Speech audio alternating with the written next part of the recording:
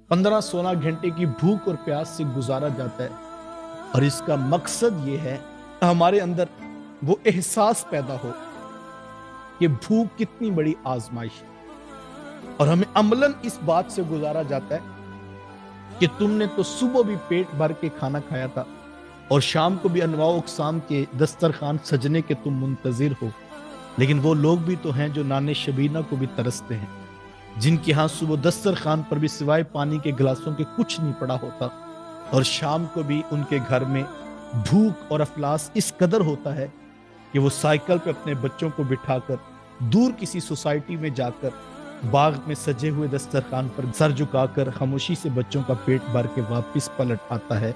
हमें उन लोगों का एहसास जो है वो उजागर करता है। रोजा इस बात को उजागर करता है कि वो भी तो लोग हैं। तुम देखो अल्लाह ने तुम पर कितना करम किया है कि तुम्हें इतना कुछ अता किया है, तो जरा देखो उनके आंगन में भूख और अफलास और गुर्बत जो है वो नाच रही है, तो तुमने उनकी मदद करनी है। पूरा साल तुमने भूख को महसूस ही नहीं किया, अब तो तुम्हें खुद अमलन हमने गुजारा है, तुम्हें पता चला होगा अगर एक वक्त का खाना मुयस्सर ना आए तो हाल क्या होता है, और जिनकी जिंदगी भूख और प्यास में गुजर रही है उनकी हालत इस वक्त क्या होगी। तो हमें अमलन इस मश्क से गुजारा जाता है।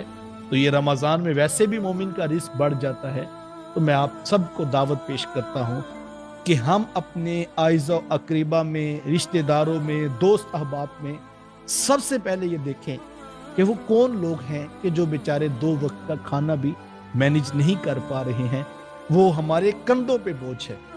अल्लाह ताला ने जहां अहले जन्नत के औसाफ बयान किए, इन्नल मुत्तकीन फी जन्नातिन व उयून आखिरीन मा आताहुम रब्बुहुम इन्नहुम कानू क़ब्ल ज़ालिका मुहसिनीन। आगे जन्नतियों के वस्फ गिनवाए कि वो किस वजह से जन्नत में जाएंगे। एक कहा कानू कलीलम मिनल लैली मा यहजऊन, वो तो रातों को कम सोया करते थे। जन्नतियों की खूबी ये है वो रात को कम सोते। अल्लाह अकबर, 18-18 घंटे गफलत की नींद में वो नहीं डूबे होते। अल्लाह अकबर। वो वहां जहन्नमियों के बारे में कहा इन्नहुम फी गमरतिन साहून, वो गफलत में डूबे हुए हैं। जहन्नमियों की बारी आई तो कहा वो गफलत की नींद सो रहे हैं और गफलत में डूबे हुए हैं। जन्नतियों की बारी आई तो कहा उनकी शान ये है वो रात थोड़ा वक्त सोते हैं, वबिल अस्हारिहुम यस्तगफिरून, और वो तहज्जुद के वक्त, सहरी के वक्त उठ के बख्शिश मांग रहे होते हैं। वफी अम्वालिहिम हक्कुल लिस्साइल वल महरूम, उनके माल में जो है वो महरूम का और साइल का जो हक है वो उसको अदा करते हैं।